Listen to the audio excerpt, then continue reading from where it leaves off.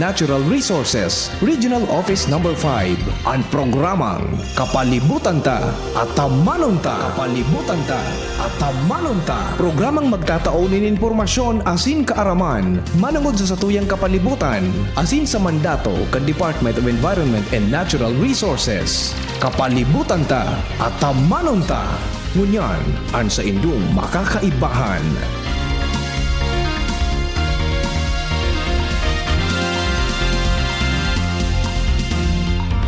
Marahay na aga sa gabos ng mga paraan tabay, mga kaimanwa, kamusta po kamo? Ako po si Joan Mariscotes para sa programang Kapalibutan Ta at Tamanon Ta.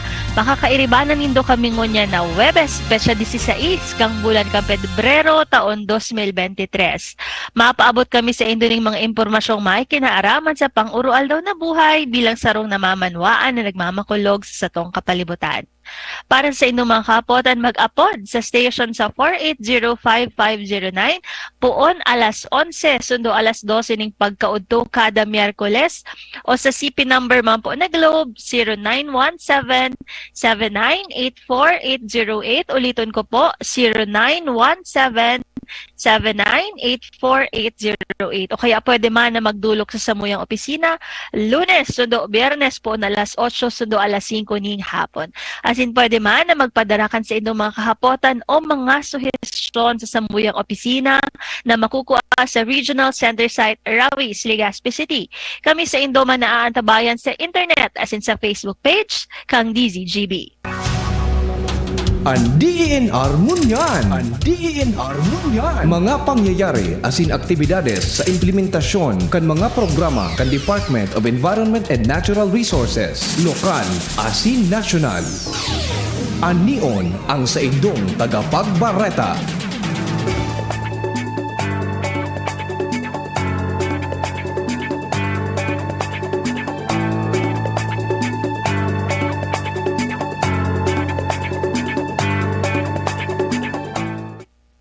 Ini ang katiripunan kan mga bareta sa DENR ngunyan.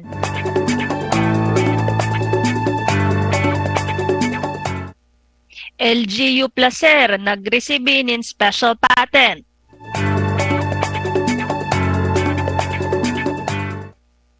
DENR Bicol pinanginotan ang tree hugging campaign sa Bicol.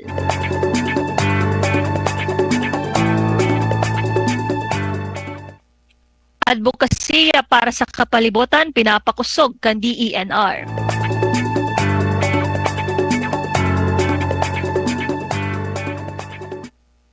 Sa detalyes, nagresibi in special patent for government site ang local government unit kan Placer Masbate na pinamamayuhan ni Mayor Eusebio P. Dumoran Jr.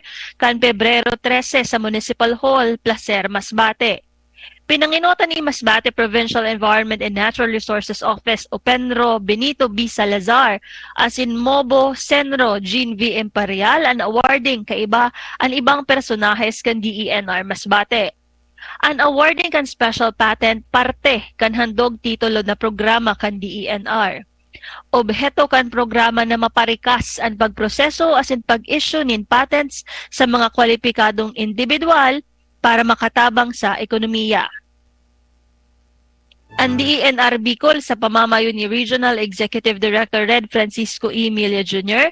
padagos na pigpapakusog ang pakikipagtabangan sa mga lokal na gobyerno sa rehiyon para sa epektibo as efficienting land disposition.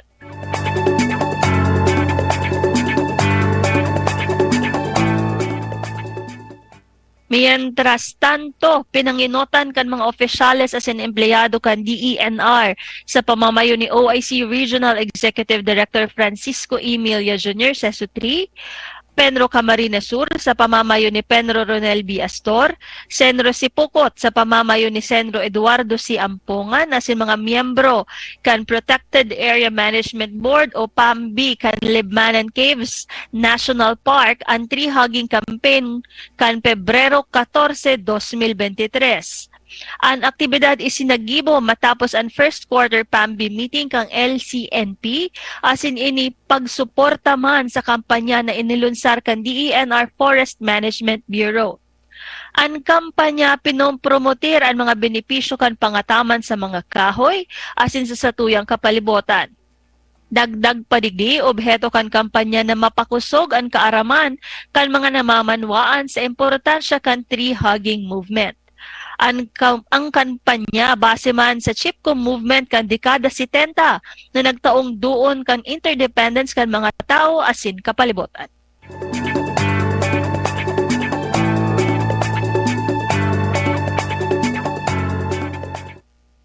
Sa ibong nalado sa kamauotan na mapakusog ang public relations information as in social marketing o ang PRISM advocacy kan DENR, ang mga information officers nagtiripon as in mga focus kan tayo ang kalikasan sa isinagibong Turuparan 2023 first quarter IOs and TAC Assembly da ipanahahaloy sa Casa Basilisa, Ginubatan, Albay.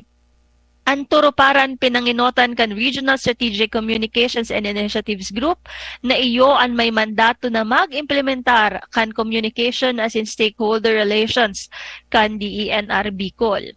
Sigun kay Red Francisco Emilia, ang papel kan mga information officers as in TAC focals importante para madugangan ang kaaraman kan publiko manunungod sa mga programa, proyekto as in aktibidades kan opisina.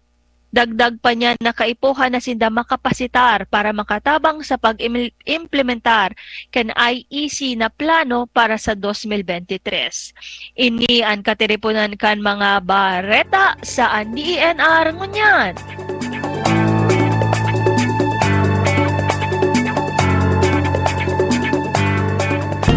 Kapalibutan ko, namumuktan ko. Kapalibutan ko, namumuktan ko.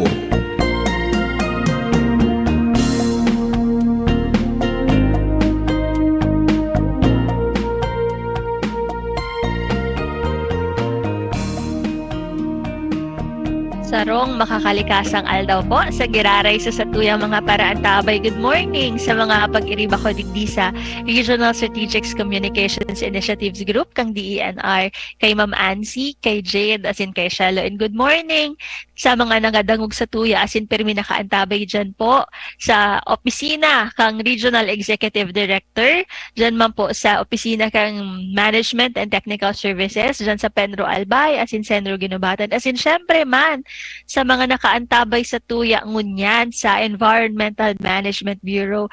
Barahay na aga po sa gabos na paradangog kang DZGB, asin syempre, bation ko po kamo Happy Valentine's Day. Maski nga ni Pebrero 16 na aram ko parang may hangover pa kamo kang love month. Siguro nagkabirisi kamo sa pagtaong pagkamuot, pagtaong pagpadaba sa indong mga loved ones. Pero sabi nga, kasubang gida, naglinog, namatian po ba nindo ito? Alaunad kimaaga, naglinog, parang nasa 4 point something kita digdi sa Albay. Actually, ako namatian ko man, nagimata ako kang naglinog, pero sa sobrang pirot ko, nagkaturog lang ako. Pero sala po ito, pag naglilinog talaga, dapat magluwas kita sa satuyang harong tangan ina maasigurar ta ang safety kang satuyang sa diri, pati kan satuyang pamilya. Yan po ang pagirumdum kang DENR sa satuyang mga kaimanwa, mga paradangog na kapag naglilinog po, dapat magluwas kita kan satuyang arong. So, sa giraray marahay na aga po sa gabos ng mga paradangog kang DCGB. Pero may ko po tigtataram na kami sa DENR, nagtatao kami ki notebook, tumblers, balunan, kitubig, igwa din po kaming t-shirts, as in, igwa pa ba kita, Shelo, ki hygiene kit, igwa pa po kaming mga hygiene kits para di na kamo magbakal ki alcohol, sanitizer, mask. Igwa po kami kaya na tigtatao digdi sa DENR Bicol. Ang tigahagad mi lang po mag-text kamo digdi sa tuyang programa sa 0917-7984-808 o kaya man po mag-comment. Nakita po naka-live sa Facebook page kang DZGB. Pwede po kamong mag-taokis to histon kung paano kamo makakatabang sa tuyang kapalibutan. As in yan, dahil naging magayon ang selebrasyon kang Valentine's Day. Siguro, ang kahapotan mi sa Indo, paano kita mataong pagkamuot? Kasi ang love bagada po transcends different love languages. Ano ang love language kaya anindo dyan sa mga nagdadangog sa tuya? Iba-iba daabaga ang love languages. Pwedeng acts of service, pwedeng gifts. So kamo, ano ang sa indong love language na pwedeng ikatao sa satuyang environment, na pwedeng nindong i-contribute para sa satuyang kapalibutan. So halaton ko po ang sa indong text message o comment sa Facebook page. Ta gusto ko maaraman ano man ang God ang love language kang mga paradangog kang DZGB.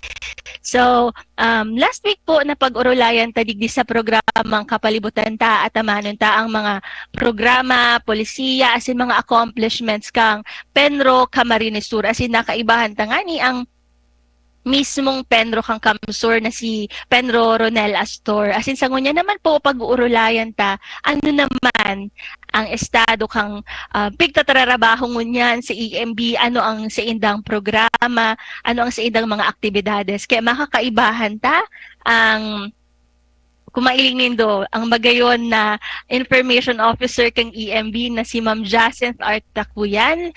Good morning, sweet!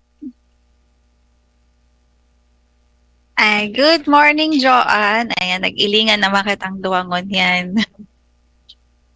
So, happy Valentine's sweet ano. Kasi Yes. siya pag kang January, ang apot ko sa mga guest kang kapalibutan ta at amanon ta, ano ang sa indong New Year's resolution para sa kapalibutan, para sa indong opisina. Ta kasi syempre kapag bagong taon nagkakaigo kita parang new clean slate, kumbaga, nagpupuon kitang mag-isip kung paano kita magiging better na empleyado, paano kita magiging mas maray na servidor kang publiko. So siguro maski bako na January, maski Pebrero na sabi nga ikang mga kaopisina ko, makaskaso na ang February, madali na mag-March. Pero sa imong personal na New Year's resolution, ano sa iling mo, Miss Sweet, ang pwede mong learnings and accomplishments na makatabang para sa imong New Year's resolution this year?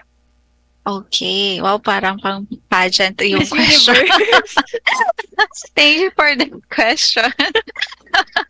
Gani pang pageant yung question mo. Make up prepared. Una mo, kapalimutan ta atamanon ta. Oo Ano nga. pala, binibining Pilipinas pala ining na nagastan mo, Sweet.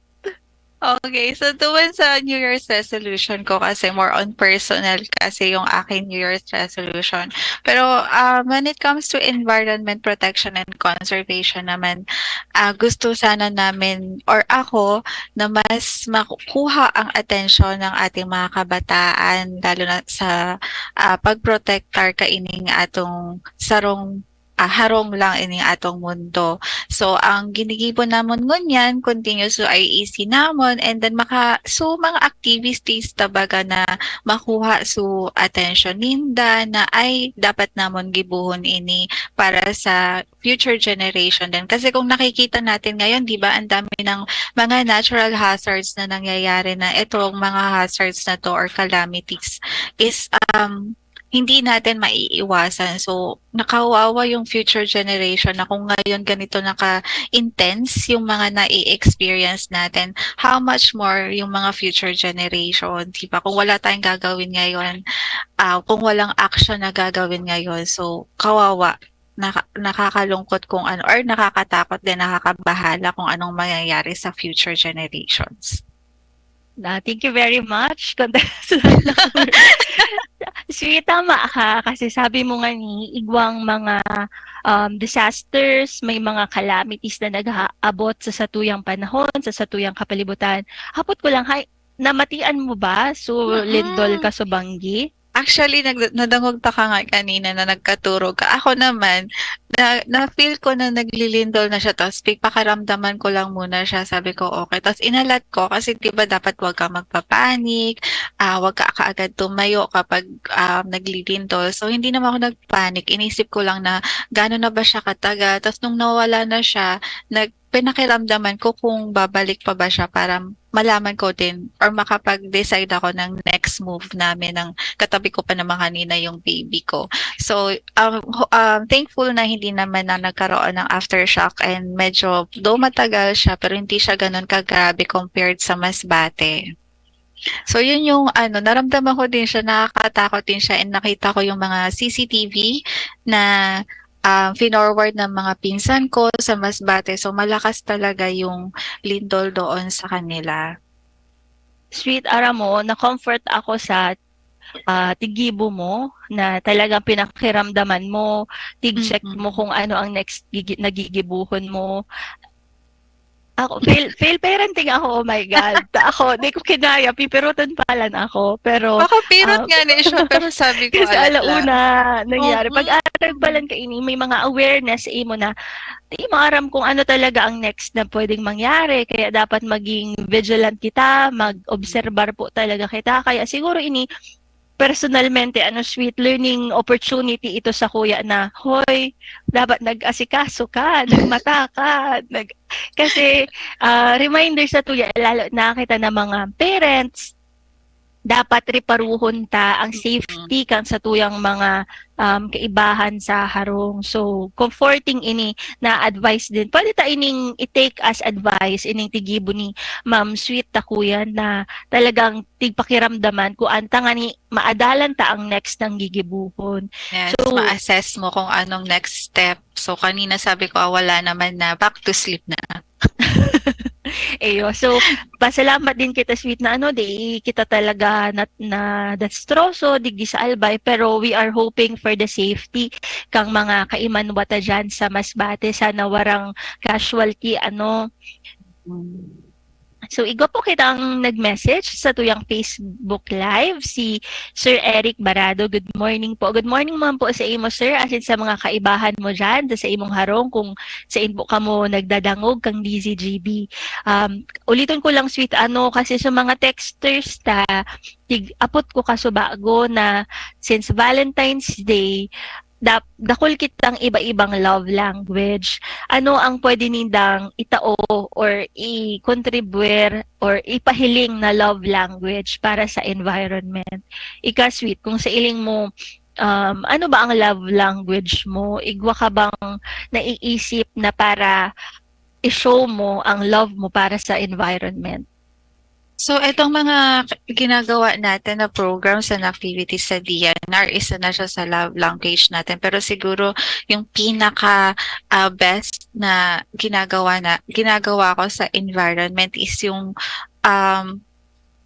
hindi, kung baga sa principles mo, diba, sa buhay, na sinusunod mo or meron kang tinatawag na konsensya, ayan, sa pagtatapon ng basura, sa pagmamanage mo ng basura, and then sa mga kasi 'di ba pag sinabi natin carbon footprint, sa every step of the way natin dito sa mundo is meron tayong nare-release na carbon emission. So maging mindful tayo. Siguro yun yung love language ko sa environment, being mindful sa mga activities or sa lifestyle ko. Kasi babalik din yon sa environment. Magayon nun ining tinara mo, sweet, konsensya. Parang nagkakaiwa kitang accountability kung ano ang gibuhon ta sa environment, mabalik din sa tuya.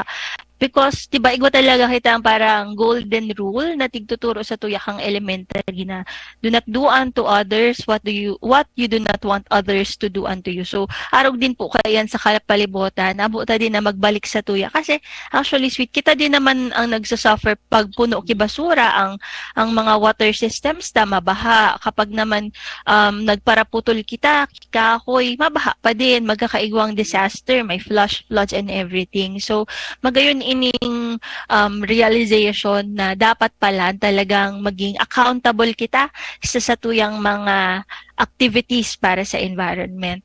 Yes, or accountable kita sa mga actions towards the environment. So sweet,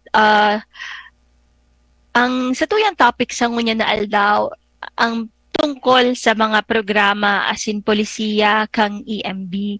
So bago kita mag-delve deeper, duman talaga sa mga aktibidades nindo, sa mga programa nindo, hapoton ko lang bilang information officer kang EMB, ano sa iling mo ang estado kang sa tuyang kapalibutan? Di ba kasi ang EMB ang tiga nindo, kapot nindo ang air, ang water, ang ano pa ba ang kaput nido? So, Solid solid waste, waste, air, toxic water. chemicals, hazardous waste, and then sa permitting naman ng mga establishments natin para makita natin yung compliances nila.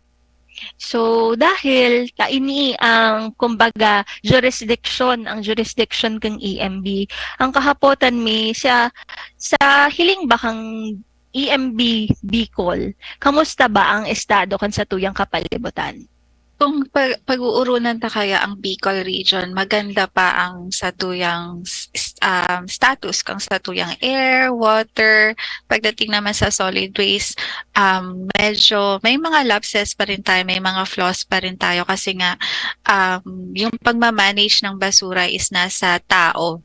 Hindi naman yan nasa batas, hindi naman yan nasa environment, kundi nasa tao. Kasi tayo yung nagge-generate ng basura. Pero kung bibigyan pansin or bibigyan diin or ipaprioritize siya ng mga LGUs natin dahil nga medyo kakabangon pa lang natin sa pandemic, no? So medyo lalo na sa mga schools din natin, mas pina-priority nila or mas focus nila ngayon yung pagbangon sa pandemic compared sa mga environmental activities nila before pandemic. So, yun, okay tayo, okay yung Bicol region pagdating sa status natin ng environment. So, magayon ining balita, sweet, kasi kita sa Bicol region, siguro kung ako din nasa community, ang apot ko man lang, simple man lang, okay ba? Malinig pa ba? Bastante pa ba ang satuyang mga mineral resources, ang satuyang mga environmental resources? Malinig ba ang paros? Pwede pa ba ako mag-swimming sa dagat na di ako gigaratulan? Gari arog ka iyan, sweet, kasi di din sila super concerned sa figures. Kasi ang gusto nilang maaraman, so para sa pang-urual daw na buhay, paano ta maa-apply ang data na pwedeng itao kang opisina. So, sweet, ano pa ang mga programa na gigibuhon or naka-line up mo niyan kang EMB? As in, ano ang mga obheto kaining mga activities na ini? Yeah, so medyo madami-dami yon kasi nga ang dami din naming batas na ini-implement. So for this year na 2023, yung objective in terms sa activities natin, we are continuously conducting various programs as required by the mandated laws. And this 2023, para mas ma-implement or yung virus environmental laws and policies natin and makapag-provide tayo ng conducive and safe workplace para mas maprotektahan natin yung welfare ng personnel din ng EMB, hindi lang ng public. Ito yung mga activities na naka-line up for this year, and itong mga activities na to is under the DNR priority trust and directions of the department since bago na bagay yung ating secretary. So for the water quality management, activity namin is to increase the percentage of water bodies na nagko-conform sa water quality guidelines values or yung tinatawag natin na DNR standard. Kasi may standard si DNR na sinusunod para malaman natin kung pasok ba sa standard ni DNR itong water body na to. Kasi kung hindi, syempre kailangan meron tayong mga mitigating measures na gagawin. Especially sa water supply, sa food production, and yung mga primary contact recreational use. Pag sinabi naman natin primary contact recreational use, ito yung mga beaches na tinatawag natin, yung mga na pwedeng paliguan ng mga tao. So, ma-improve din yung water quality of all monitored water bodies natin in the region. If I'm not mistaken, ang ating water bodies na na-monitor na is 75 and meron pa tayong mga 500 plus na water bodies na hindi na ma-monitor. For recreational water bodies, yung mga minomonitor natin ngayon ay ang Burias Pass or Tampak Shoreline, Burias Pass Maramba Beach, Burias Pass Diwata Imacoto Beach, Paniman Bay, Paniman Shoreline, Albay Golf, yung Dapdap, Puro Lamba, and sa Penitan Bay or yung shoreline sa Siruma, Camarines Sur. So classified under class SB sila. So meaning, kinaklasify natin sila na pwedeng paliguan ng tao. Pero, kumbaga, for 3 years kasi, itong classification na ikakandak natin dito sa mga na-mention ko na water bodies para alamin natin kung ano talaga yung intended use niya, kung pasok ba siya as Class SB. Kung bumagsak man po siya, kasi madami tayong parameters na tinitingnan dito. Hindi lang fecal coliform, hindi lang oil and grease. Meron ng ibang parameters na ipinasok na ititest itong water bodies na to. So kapag bumagsak man po sila, within the 3 years or beyond 3 years, pwede din naman i-endorse natin sa LGU yung result ng conducted samples po natin, and sila din yung magbigay alam sa mga constituents nila kung ano yung mga classification nitong na-mention ko ng mga water bodies. Actually, sweet, last time na interview ko ang planning ng DENR and sa naging conversation ni ining classification kang mga water bodies kasi napag-ulayan ni Sir Joseph na dakulon ang nagsiswimming dyan sa puro kapag nag-drive ka, pag naglakaw-lakaw ka, nag-jogging ka sa puro. Maiiling mo na pag Saturday or Sunday, nagsiswimming talaga ang mga kids, ang mga families, nagpipiknik. So, ang kahapotan ni that time is swimmable ba talaga ang beach dyan sa puro? Safe ba para sa mga tao? So, giriining explanation mo sa ngunya na aldaw, nasimbag na. So, apot mi na swimmable pa lang talaga ang beach sa puro because Class SB siya ngunyan. Ka-classify pa lang natin siya as Class S. Classify pa lang siya. Yes So ano ang treatment kainingunyan kang EMB kung pigpapa-classify ta pa lang siya? Safe ba na mag-swim sindangunyan? Na wala pa palang definite classification? Yes, kasi lahat naman ng mga kina-classify natin sa under recreational water bodies, once na pumasok na po sila sa program na ito is under classification for SB sila. Pero kumbaga, sinusure lang natin kung talagang Class SB sila. Pag ini-sweet na classify na talaga siya as Class SB, siguro pwede mo kaming tawanan na heads up nga ni i-share taman ini sa mga kaimanwata na naghahapot patungkol dyan sa mga tigsiswimmingan nindang area sa Boulevard. So, yes, kasi yung classification na kinakantakan natin, hindi lang siya pwedeng 1 year. For 3 years natin siyang ika-classify since para makita natin yung consistency nila sa parameters na kinukuha natin. Kung gaano sila ka-consistent, kung parati ba silang bagsak, or parati po ba or pasado ba sila sa mga parameters na ito. Yung mga parameters naman kasi natin is merong mga factors din tong tinitingnan. If ever na bumagsak man sila sa, for example, bumagsak sila sa oil and grease, baka may mga communities na direct discharge sa water body, kaya ganon, bumagsak siya sa oil and grease. Pag fecal coliform naman, sabihin natin, ganon din, direct din silang doon sa beach or sa shore, kaya ganon yung ang result ng fecal coliform and oil and grease. May mga factors din kasi tayong tinitingnan kung meron bang establishment na malapit doon sa water body na yon, yung mga activities na kinakandak doon sa water body na yon. And nag-identify din muna tayo ng mga stations. For example, sa Puro, hindi lang station 1 yung titingnan natin. Meron tayong mga stations na kukunin para makita natin kung consistent ba sila sa result or sa parameters na kinukuha natin. So medyo matrabaho siya, kailangan ng manpower, kailangan din ng time kasi meron tayong mga water bodies na medyo malalayo and may time frame lang dapat within 24 hours madala agad siya sa laboratory at ma-analyze kasi kung hindi, mapapanis din siya. So babalikan na naman natin siya. So sayang yung resources na gagamitin natin doon, pera man or manpower.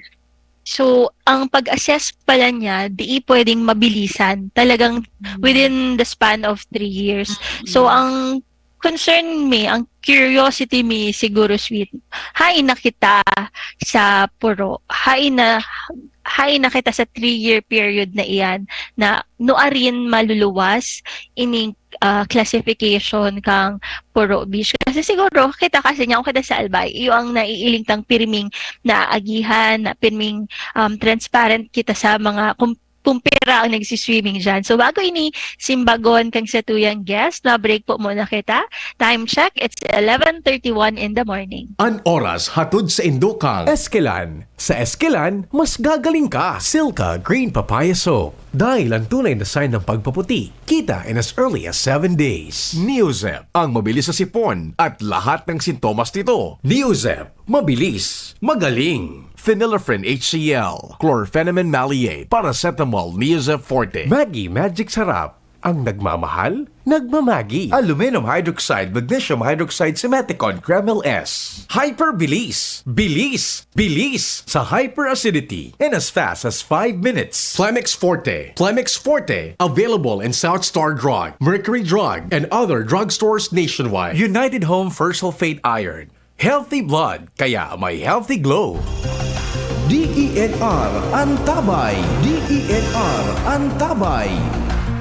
Sarong makakalikasang alda po sa giraray sa satuyang mga kaimanma, mga paradangog taso. Kaso bago po, napag-ulayan mi kang satuyang guest sa programa tang kapalibutan ta at amanon ta ang tungkol sa mga classification, sa mga ikaklasifikar na beach for recreational use. As in, kaso bago, nabanggit niya na digdi sa Albay, saro sa mga ikaklasifikar na Class SB, iyo ang puro beach dyan sa puro.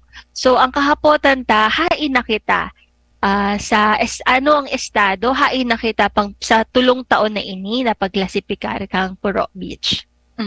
So, nakauna ba? Next year, ang pagkakaalam ko is next year, itong 1 to 6 na na-mention ko yung sa Burias Pass, Panitman Bay, and Shoreline, and Albay Gulf, magkakaroon tayo ng public hearing or public consultation. Dito sa public consultation, dito natin nilalahad or binibigay yung information sa mga sa LGUs, sa barangays, and then sa mga resorts owner, ang result ng conducted na classification natin or monitoring ng water bodies dito under recreational use. So after nitong public consultation or hearing, duty na ni or role na ng LGU na ipaalam sa mga constituents niya ang napag-usapan dito sa public hearing or sa public consultation. So tayo, yun, pinupuntahan natin, halimbawa sa Burias Pass, Tambak Shoreline, pupunta tayo doon at doon natin ikakandak itong public hearing. Or minsan, online po yung ating pagkandak ng public hearing.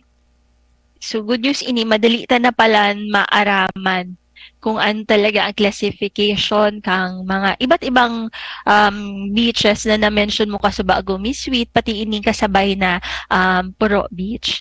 So ano pa po ba ang mga aktibidades na naka-line up o mga programang gigibuhon kang EMB? Okay, so sa water pa rin tayo kasi medyo talaga need ang water, kaya kailangan natin pangalagaan siya thoroughly.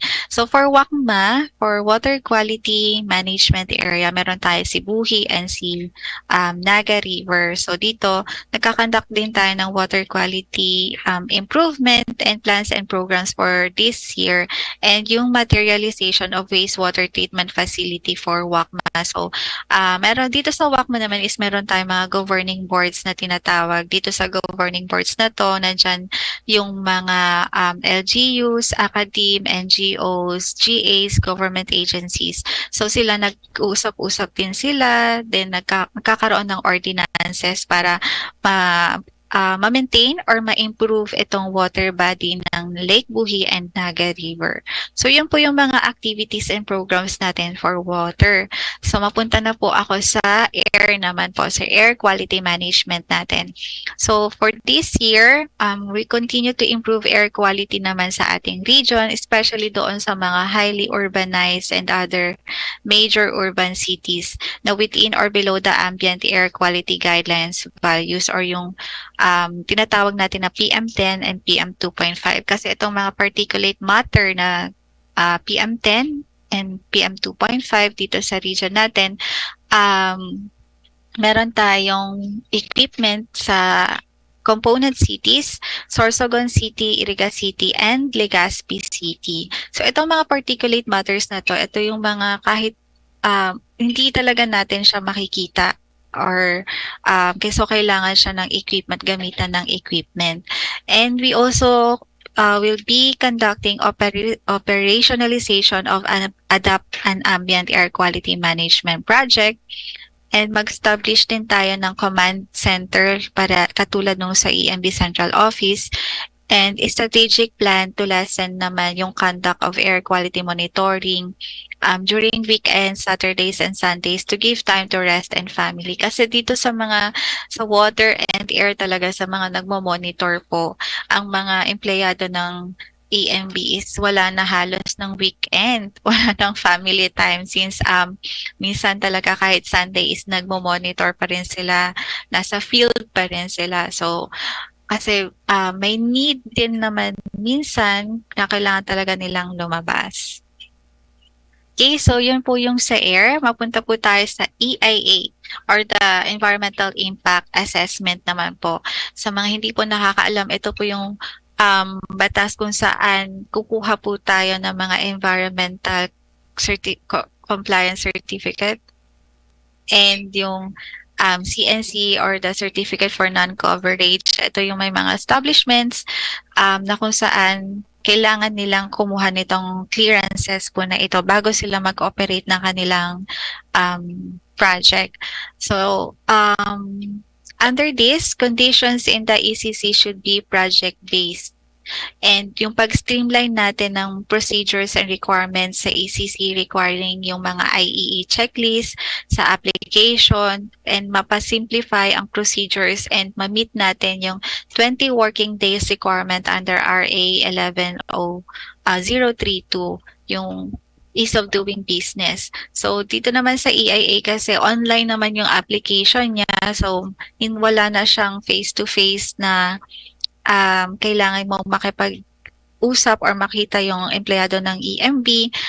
Kailangan na lang siyang, although minsan ibinabalik yung kanyang application kapag hindi kompleto yung mga requirements na ina-attach nila. Pati ang pagbayad is via na din po, ang link-based or yung tinatawag natin na Land Bank portal. And for solid waste naman, increase yung number ng barangays served by material recovery facilities and the cities and municipalities served by sanitary landfill facilities. So sana nga dumagdag po yung number na meron pong sanitary landfill since alam naman po natin na mahirap talaga ang put up ng sanitary landfill since engineered landfill siya, medyo costly po ito sa part ng LGUs.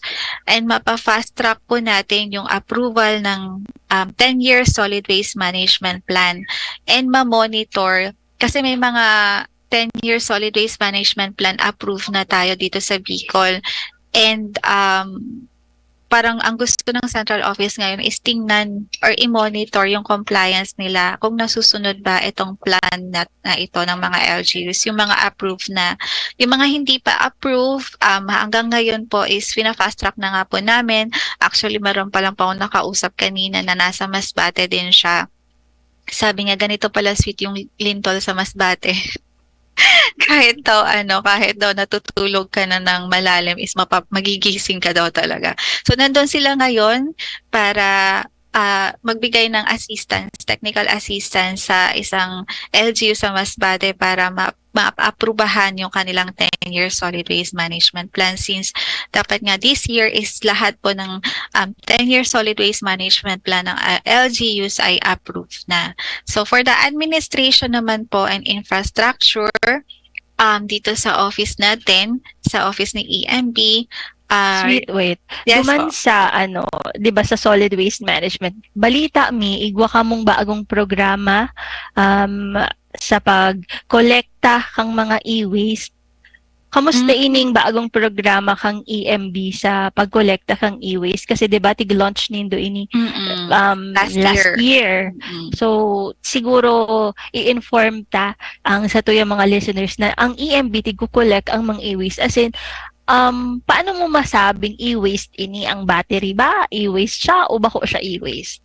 Yes. So itong ginawa nating launching last year is ang title project niya is E-Waste to Iwas to program. So this project is under or organized po siya ni UNIDO. So in partnership ito with UNIDO. Napili lang po ang ating city. Actually, sa mga highly urbanized cities sila nagkaroon ng launching. Nauna lang tayo, yung Region 5, sa pag-launch sa other cities or sa other regions outside NCR last year. So, ang ginawa po natin dito, actually kasi yung mga hazardous waste po natin is dapat na meron siyang storage. Ang proper handling po talaga nito is dapat meron pong storage, lalo na sa mga household waste po natin. Si LGU or si munisipyo po yung may role sa pag-kolekta at pag-dispose po ng ating mga hazardous waste. Hindi po dapat kay barangay at hindi po dapat sa MRF ni barangay actually yan nilalagay. Pero dahil nga po special project siya, kaya nagkaroon tayo ng yung program na E-Waste to Iwas to program. So, na-launch po siya last year and hopefully this year, hopefully kung magkaroon po ulit tayo ng budget is ma-continue po natin siya this year. So, ang EMB po, ang kanyang kinater na mga hazardous waste ay hazardous waste po ni DNR, ni MGB, ni EMB, at ni LGU Sanitary Landfill ni Legazpi. At yung naging pilot barangay naman natin dito ay yung sa San Roque, Barangay San Roque. So, meron din na-kolekta si UNIDO at yung partner nila na collector na mga hazardous waste, household hazardous waste na sa Barangay San Roque. Meron din sanang request si BU kasi parang si BU Student Council, ayan. So, nakita kasi nila yung post natin. So, nag-request din sila na kung pwede daw maisama yung kanilang hazardous waste. Kaso, nung nakita nila yung post natin is medyo limited na lang yung time. Papunta na dito yung third party para mag-collecta ng ating hazardous waste. So, konti na lang din yung donate nila. Actually, parang donation nga siya. Kasi yung iba, may mga household na binibenta ito sa mga junk shops. Ayan. So, ini-aim din ngayon or magiging program or activity din ng EMB na ma-monitor yung mga junk shops na merong mga hazardous waste kasi dapat na ma-monitor din po sila. Pero inuuna lang natin yung mga hospitals, mga lying-ins, and yung mga other companies na merong waste or hazardous waste. Tama ini Miss Sweet na pati mga junk shops kasi baka exposed din sinda sa hazardous waste. Ininda aram na itong waste na ito would cause or mag-kausaki detriment or danger sa indang health. Na dapat pala pag mga arag kini na mga e-waste, third-party generator ang nagko-collect kaini and there is a specific parang procedure para i-collect ini. So, yes. And thank dun you. pala sa question mo na paano natin or ano yung mga special waste. Kasi pag household kasi, pag nasa household na, special waste na yung tawag sa kanya. Pero kapag mga firms, industries, hazardous waste yung kanyang coding naman. Batteries, laptops, mga gadgets natin, pwede nga yung mga TV, yung mga sira nating oven, ref, ayan, pwede mga ganyan po yung mga e-waste natin, bulbs, mga, kaso last year is hindi ni third party inako yung mga busted lamps kasi more on sila sa mga e-waste talaga, sa mga TV, sa mga cellphone charger, mga cords, o yan po yung mga types of e-waste na example po natin. Kahit po yung mga e-waste lang po kasi yun. Pag hazardous waste is more general na siya, yung mga mask, yung mga expired medicine, yun yung mga category natin pagdating sa e-waste and hazardous waste. Thank you, sweet. Napaliwanagan mo kami digdi tungkol sa new type of waste na tigko-collector dapat with special care ining e-waste. So, Yes. igwa ka pa po bang mga other programs manunungod sa mga naka-line up na programs ng EMB? So, meron din po kasi tayong PEMU offices na tinatawag or Provincial Environmental Management Unit na embedded po siya sa mga PENROS po natin, sa mga field offices po natin para in case merong kailangan yung mga clients natin, pwede silang pumunta sa mga nearest PENRO office and nandun din po merong embedded personnel po doon para matugunan yung pangangailangan nila or kung may queries sila regarding sa mga function ni EMB. So, for this year, ang po ng aming regional director is ma-visit po yung mga PEMUs po natin, yung mga offices po nila, and ma-oversee yung operation nila, and makapag-coordinate regarding kasi sa office space and establishment ng PEMU office din sa mga field offices natin.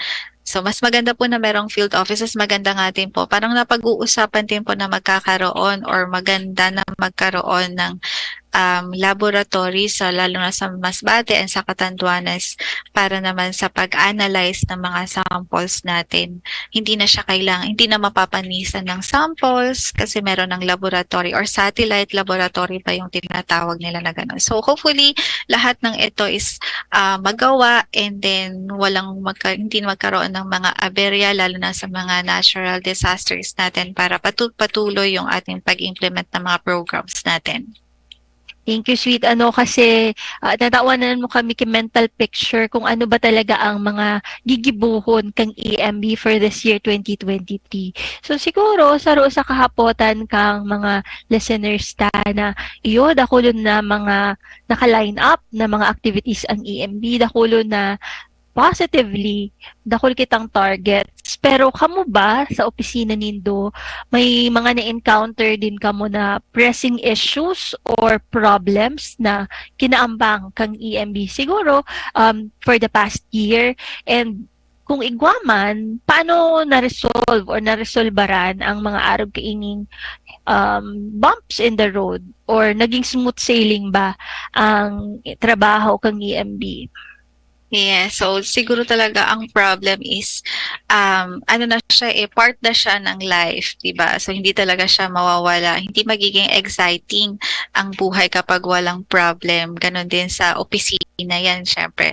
Mas nagiging na mold tayo and then nagiging parang nagkakaroon tayo ng learnings nga sa mga problems na nai-encounter natin. Siyempre, meron din po mga problems encountered sa EMB, lalong-lalo na sa compliances ng ating mga stakeholders. Meron pa rin tayong mga na-encounter na matitigas yung ulo, mga resistant, mga ganyan. Pero meron din kasi kaming legal unit na kung saan yung mga complaints is na-handle siya ng maayos and then nagkakaroon sila ng kumbaga sa tinatawag nga na meet halfway po, diba? So kasi si EMBs, hindi naman siya pulis, hindi po kami nandadakip si TNR. So kapag may mga problems, papakinggan muna natin yung both sides bago tayo mag-come up ng solution. So lahat naman po ng problem na na-encounter ni EMBs, nasusolusyonan sa mabuting usapan. Pero sweet, parang ako ko man magka-problema, maski exciting ang problema. Sabi ni Sweet, para exciting ang life. Life, yes. Pass, auto-pass. Parang, Lord, okay na po ako. Kalmahan mo lang po. So, sweet. Yun ang ano ko, pangapudan ko kay Lord, kalma lang. So, dahil di natigbanggit mo su mga ni-encounter, as in, mas magayon bagang solution-based kita na pag may problema, di kita nagdidwell sa problema talaga. Parang, ano ang solusyon? So, iguhit ang team na nagtatabang din sa EMB para mag-guide kita all throughout the process na maging smooth sailing ang operasyon kang opisina. Yes, at sinusunod naman natin yung due process, kumbaga. So, hindi yung, lalo na pag sa mga technical conferences, maririnig mo minsan yung mga complainants, minsan talaga is, alam mo yun na parang hindi na sila makikinig sa reason ng ibang kasama nila doon sa technical conference. So, magaling yung ating mga legal team pagdating sa mga complaints na handle natin. Kasi lahat naman ng issues is nare-resolve nila. Good news ini sweet. So, ang EMB, 'di ba, parang partnership pirmikha mo sa mga local government units, parang kasabay sa pag-implement ng mga targets kang EMB, ang partnership with LGUs, stakeholders, and the academe. Kamusta ba ang working relationship sa mga LGUs digdi sa Bicol? Gabos ba full support or ano sa EMB, or nagkakaigwa din kamong difficulties? Hindi naman, wala naman kaming difficulties pagdating sa tawag nito sa partnership with the local government units. Sabi mo nga, totoo yon na sila, kumbaga sa lahat ng mandated laws natin, ang main implementer, lalong-lalo na sa solid waste management, ay ang LGU. Tayo ay parang regulatory agency nga tayo, pero yung implementation is kailangan nandun sa LGU. Pagdating sa solid waste na lang, example, meron tayong mga batas, pero need itong parang i-back up ng ordinance para mapatupad ito siya, para ma-implement siya. Kasi kung hindi gagawa ng LGU ng ordinance, nagiging batas lang siya. So, para may action, kailangan mo siyang backupan ng ordinance. Ganun din sa water, kasi kailangan natin yung assistance din nila. So, hand in hand, kailangan natin maging okay yung partnership natin para mas mapabuti or maayos yung ating pag-implement ng ating mga programs and activities. So, for lahat naman ng ating local government units dito sa Bicol is participative, and then nakikipag-coordinate naman sila. So, saro na naman ining good news sheet. Pero, siguro haputon ko si Amo yan kasi very timely, di ba? Naglinog na pag-ulayan tangani kasi ba gusto naging responses na different ang naging responses. Nadaog ako kang pirot, naging vigilant ka, nag-assess ka, talagang tig-isip mo na magbantayan ko kung malinog pa ulit. Digli sa opisina kang EMB, gura ano sa iling mo kapreparado ang sa indong opisina when it comes to disaster preparedness and resiliency? Preparado ba ang EMB sa mga arog kaining mga pagkakataon? Yes, so good question yun. No, dahil nga ang EMB po is ISO certified na din po siya, EMS and QMS po. Last year lang po talaga nagkaroon kami. Hindi naman last year, pero mas naging pulido yung aming parang safety and health committee. So doon merong mga sa disasters, nagkakaroon din kami regular conduct ng earthquake drill, fire drill. Ayan, so in coordination ito with the Bureau of Fire. And then, doon meron kami mga steps kung anong gagawin. Dahil sa EMS, baga kailangan meron kang fire exit, nakikita mo yung mga flaws or mga needs pa ng ating opisina pagdating sa mga disasters or calamities. So, meron din kaming mga point person na kapag merong disaster, kung sino yung magpipindot ng alarm para maging aware lahat ng empleyado, saan pupunta, sino yung magbibilang ng mga empleyado na present at kung wala. So, meron kami mga procedures na ganon. So, sa tingin ko ready naman kami. Igwa pala na naka-assign na mapindot kang alarm. So, by that time, you are given the task na pindutin ang alarm. So, nakulaon din yung responsibility. Yes. Kung sisay ka man na empleyado kang EMB, dakula ang papel na tigakaputan mo. So, dapat alert talaga kita. So, reminder din ini sa tuya sa mga listeners to stay vigilant. Let's be prepared.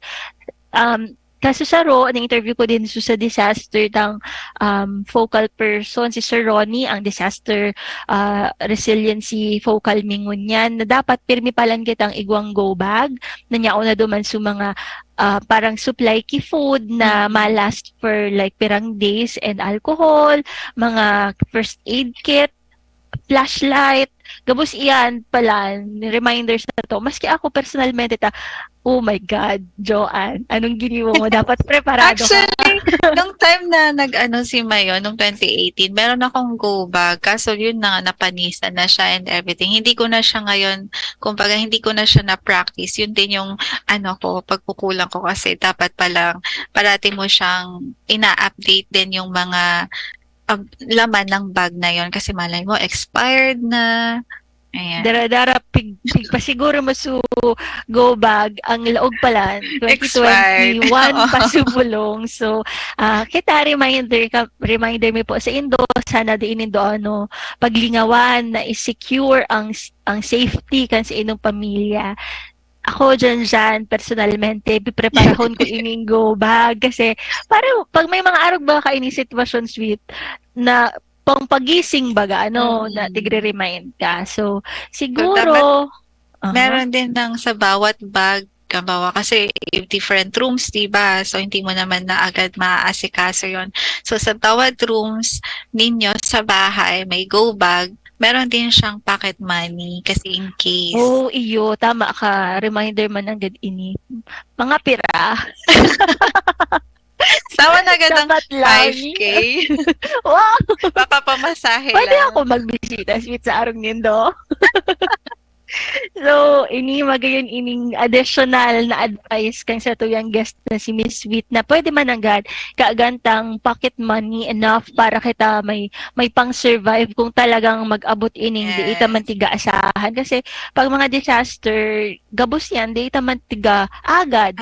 Di ita man tiga So, And Miss Sweet, magugulat ka na lang talaga, di ba? Ang kasama ko pa naman sa bahay, kapatid kong bunso, hindi pa masyadong marunong sa buhay. Kaya kailangan talagang, sabi ko, ayan na ha, may na dyan, may ayan na. Kung ano man, magkahiwa-hiwalay, dito tayo magkikita. May mga gano'n na dapat na meeting place ninyo in case na merong sakuna na mangyayari. so guys, maray palan ining maging tugang si Sweet. So, igo ka bang panghuling mensahe, Sweet, or agyat sa publiko para sa tuyang kapalibutan or shout out? Igo ka gustong i-shout out?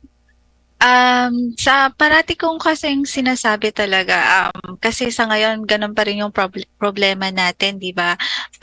Climate change, ang pinaka-main na concern natin ngayon since madaming ang pabago-bago na klima and then mga disaster or calamities na nangyayari sa atin. So, behavior change pa rin yung shout out ko kasi yun talaga yung main solution sa mga problems natin. Mapa-air, water, and solid waste man po siya. Kapag hindi po nagbago yung ating attitude towards the environment, lahat po ng programs ng kahit na sino mang agency, hindi lang ni DNR, wala pong mangyayari dito sa mga programs na to kung hindi po tayo magbabago para na din po sa ikakabuti ng ating pamilya, ng ating buhay at ng ating kalikasan. Dahil ikaw, ako, tayo ang kalikasan.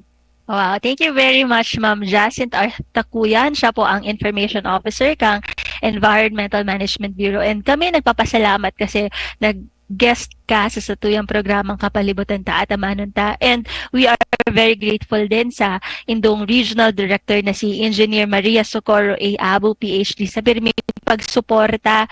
Feel mo ang support ni RD Abu. Talagang padaba niya ang DENR and ang RC. At ang Bicol. Yes. Madaba niya actually ang Bicol region. Kaya lahat ng activities and programs is full support or hands-on po ang aming regional director. So thank you very much EMB, thank you very much Miss Sweet. Asin man po sa irarom kang matibay, asin maigos na liderato kang samuyang Regional Executive Director na si Red Francisco E. Milia Jr., Seso 3. Ako po si Joan Marescotes, asin ini ang satuyang naging programa Kapalibutan Ta at Amanan Ta. Sa indong nahinanyog ang programang Kapalibutan Ta at Amanon Ta. Kapalibutan Ta at Amanon Ta. Diyos mabalos sa indong pag-antabay.